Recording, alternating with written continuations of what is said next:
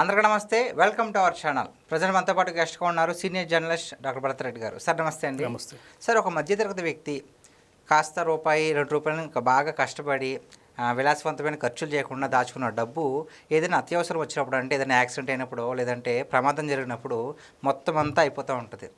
దానికి మించిన భారం కూడా అవుతూ ఉంటుంది. అలాంటి వాటికి ప్రభుత్వం కొన్ని కల్పించాయి. అయినా సరే గత ప్రభుత్వంలో ఆరోగ్యశ్రీ కార్డు పనిచేయకుండా పోయింది.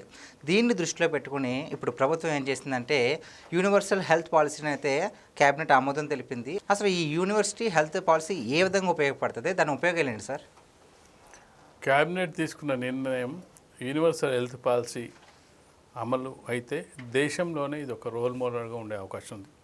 ఎందుకు చెప్తున్నామంటే ఈ మాట, మధ్యతరగతి కానీ దిగువ మధ్య తరగతి కానీ బిలో పావర్టీ లైన్ వాళ్ళు కానీ వాళ్ళు సంపాదించిన ఆదాయంలో దాదాపు 70 to 80% విద్యకు వైద్యానికే ఖర్చు చేస్తున్నారు. ఈరోజు 80 రూపాయలు 100 రూపాయలు సంపాదిస్తే 70 నుంచి 80 రూపాయలు వైద్యానికి ఖర్చు అవుతుంది. ఎందుకంటే ప్రైవేట్ ఆసుపత్రులు, ప్రైవేట్ స్కూళ్ళు, ఎవరైనా సరే మనం చూసుకున్నట్టయితే వాళ్ళు కూలీ చేసుకున్న వాళ్ళు కూడా ప్రైవేట్ స్కూళ్ళకే పంపడానికి ఇంట్రెస్ట్ చూపిస్తున్నారు. గవర్నమెంట్ స్కూల్ పంపాలంటే వాళ్ళకు చిన్నతనంగా భావిస్తున్నారు, పక్క వాళ్ళని చూసి పోల్చుకుంటున్నారు. ఈ కారణాలతోటి వాళ్ళు ప్రైవేట్ స్కూళ్ళకి పంపిస్తున్నారు.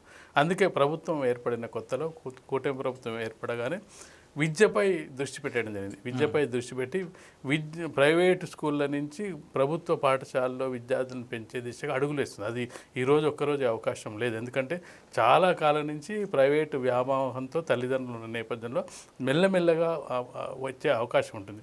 కానీ ఇమ్మీడియట్ వైద్యం అనేది ఇమ్మీడియట్ ఎఫెక్ట్ ఉంటుంది. ఎందుకంటే నీకు ఎప్పుడు ఏమవుద్దో తెలియని పరిస్థితి ఉంటుంది. దాదాపుగా చాలామంది ఆసుపత్రులకు వెళ్తే 1,00,000 అవ్వచ్చు, 2 లక్షలు అవ్వచ్చు, 3 లక్షలు అవ్వచ్చు. అది భరించలేక వాళ్ళకున్న ఇల్లులో బంగారమో లేకపోతే వాళ్ళ స్థిరాస్తులో అమ్ముకొని బిల్లులు పేమెంట్ చేయాల్సిన అవసరం ఉంటుంది. ఆ వ్యక్తి చనిపోయినా కానీ ఆసుపత్రుల వాళ్ళు ఆ శవాన్ని ఇవ్వడానికి కూడా నిరాకరిస్తున్న ప్రైవేట్ ఆసుపత్రులను మనం చూస్తున్నాడు. ఇలాంటి పరిస్థితిలో ఈ స్కీమ్ యూనివర్సల్ హెల్త్ పాలసీ అనేది అందరికీ, ఇప్పుడు మనం ఏదైనా ప్రభుత్వం ఒక స్కీమ్ పెడితే వైట్ రేషన్ ఉన్న వాళ్ళకో లేకపోతే కొంత తక్కువ ఆదాయం ఉన్న వాళ్ళకో ఇలాంటి కొన్ని షరతులు పెడుతుంటుంది.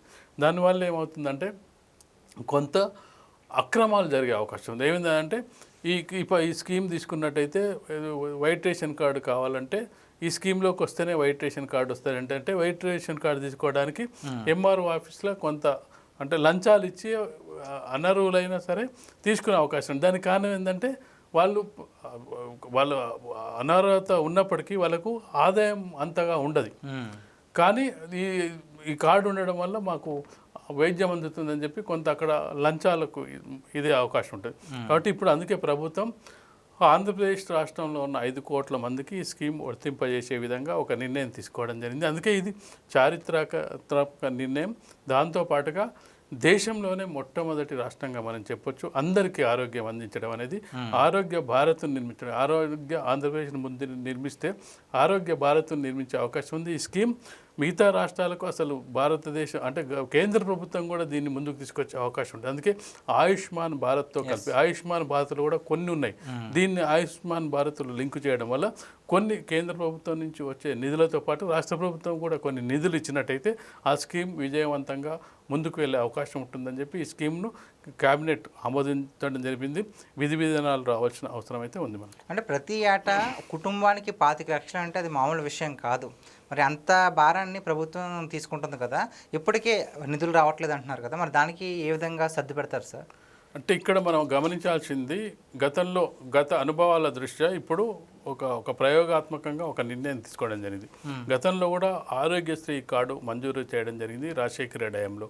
అది వైట్ రేషన్ ఉన్న వాళ్లకు ఆరోగ్యశ్రీ కార్డు ఇవ్వడం జరిగింది.